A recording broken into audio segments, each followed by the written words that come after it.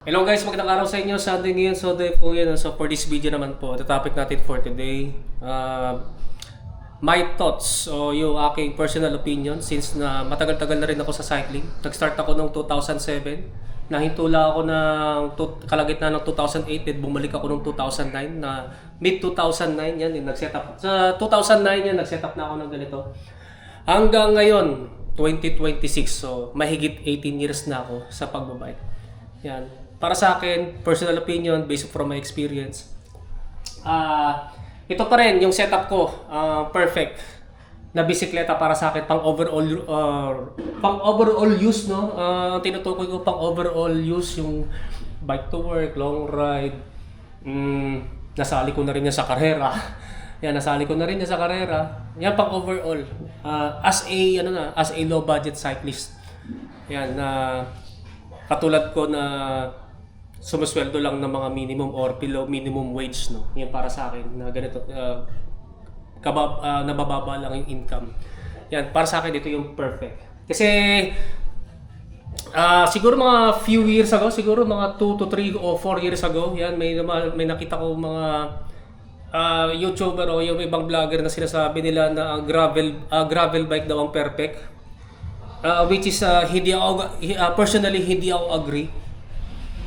Kahit na lumabas yung gravel bike na yan dito sa Pilipinas noong 2017 kasi yung gravel bike, yan yung bunsong member ng mga bisikleta. Kasi wala naman gravel bike nung nagsimula ako noong 2007. It's relatively na bago pa lang yung gravel bike na yan. Ayan. So kahit na lumabas ba yung gravel bike at hype na ngayon ng gravel bike, hindi pa rin ako makikisabay sa hype at ito pa rin yung perfect bisikleta na para sa akin na bababa lang yung source of income. Yan ang itatopic natin for today. Yan. So, ito kasi, kahit na wala pang gravel bike, yung aking setup na ganito, pwede to both off-road, pag gravel na, yung mga light trail. Yan. At saka sa kalsada syempre. Yan.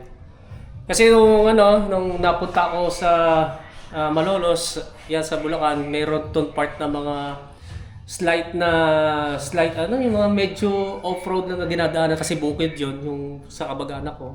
Ito ginagamit ko. Yan yung panahon na wala pang gravel bike.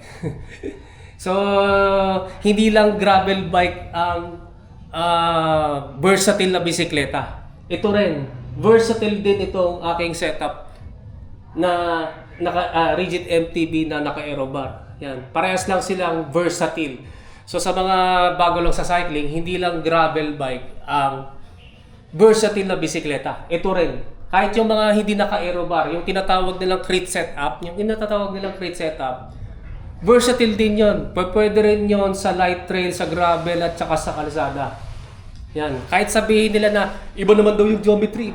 Kasi para sa akin, since na matagal na ako sa cycling, yung setup o geometry ng yung setup ng fit ng bisikleta is generally personalized yan.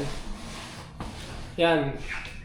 Kunwari magkaiba yung geometry nito at saka sa gravel bike. Pwede ko naman kung gustuin ko na habulin yung fittings, yung fit ng pang-gravel. Dito sa bike na to pwede. It's just na hindi ko pinili yon. Ang talagang pinili ko pang time trial o triathlon. Kasi itong rigid FTB ko na naka-aero bar, naka-setup to sa time trial at saka triathlon, yung naka-position sa aero bar. Yan. So yan, personalized yan pagdating sa setup ng bisikleta. Yan. So kahit itong bisikleta ko ngayon, pwede itong i-setup sa gravel, and in fact, meron akong kakilala na mga sikat din na mga naka-rigid MTB na naka-aero bar at saka yung isang naka-suspension na fork suspension na naka-aero bar na sumali sa gravel race at nag-podium sila, nanalo. Yan, nag-podium yun. So, yun nga, pwede sa gravel yung rigid MTB, pwede. Yan, hindi lang gravel bike yan. So, parehas naman silang versatile.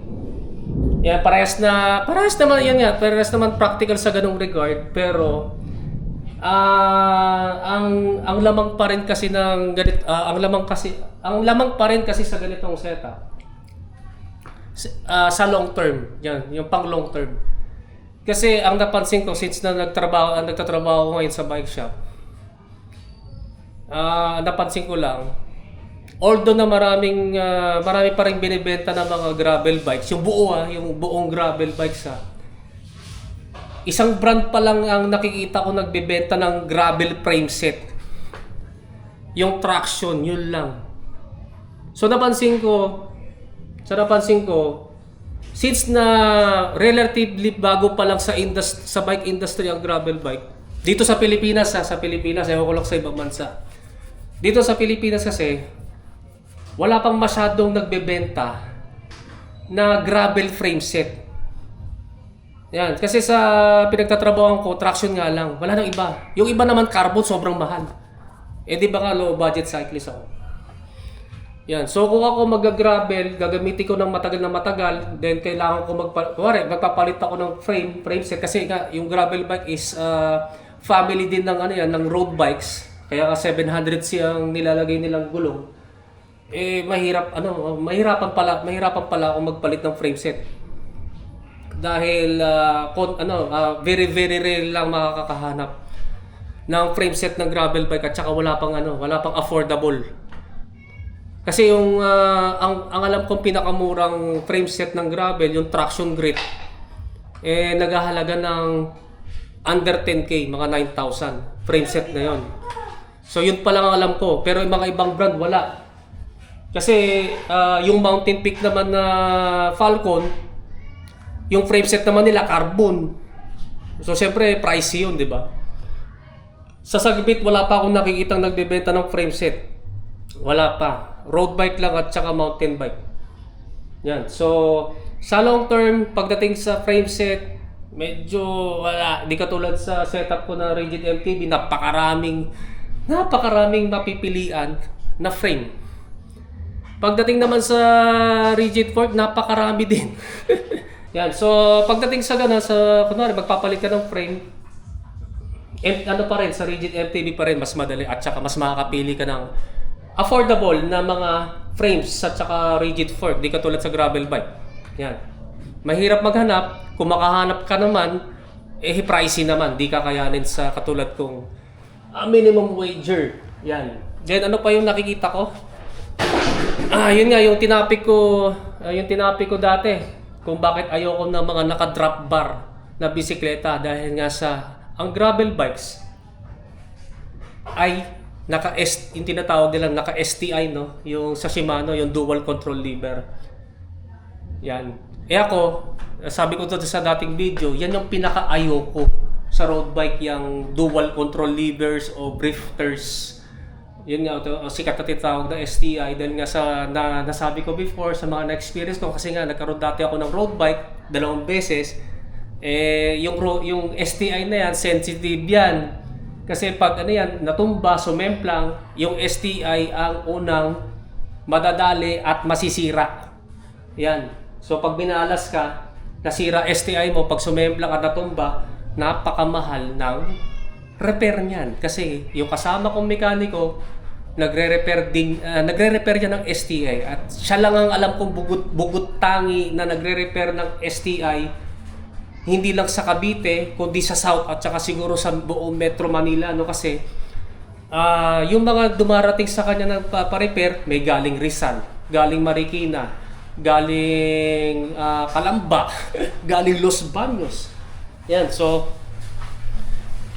pag ikaw ay low budget cyclist at meron kang gravel bike na naka-STI at nasira, mahihirapan kang maghanap na magre-repair niyan. Unfortunately, si Jello na kasama kong mekaniko, siya yun lang ang alam kong capable na nagre-repair ng STI sa lugar dito sa region na to. Shimano lang ang kaya niyang i-repair. Shimano lang. Yung ibang mga low budget cyclists na nagpipilit na bumili ng mga bisikleta naka-STI, yung iba ang binibili Sensa, L2, Yan. So, yung ibig sabihin, yung ibang brand, yan ang hindi sineservicean ni Jello.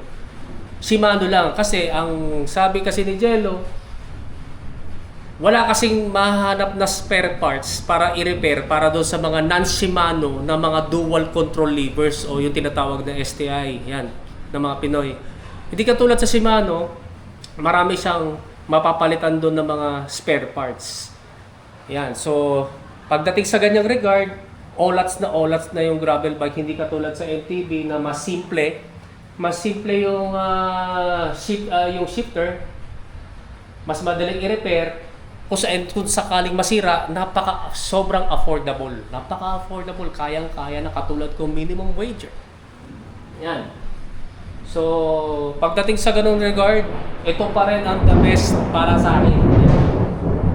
Yan sa STI o yung talagang tinatawag technically na drifters o dual control levers. At isa pang main factor kung bakit ganitong setup pa rin ang the best at perfect na bisikleta para sa akin at hindi gravel bike is yung braking system, no? Alam naman natin na yung braking system ng MTB na hydraulic ang the most affordable. Yan. Katulad ng Shimano MT200. Sa Shimano MT200, hindi pa kailangan na mag-spend ka ng 2,000 para magkaroon ka ng fully hydraulic brakes. Yan Shimano na yun, no? Sa shop kasi, nag-aalaga ng 1,900. Pero sa mga online, sa ibang shops, malamang mas mababa pa yun. Siguro mga 1,700, 1,600. Yun. Sa ganung halaga, makakabili ka na ng fully hydraulic brakes. Sa gravel bike, sa pang-gravel bike. Diba? Yung pagkalam ko, yung pinakamababang version ng Shimano GRX na pang-gravel, di hamak na mas mahal yun kaysa doon sa Shimano MT200. Yung Shimano na GRX kasi STI pa rin yun, di ba?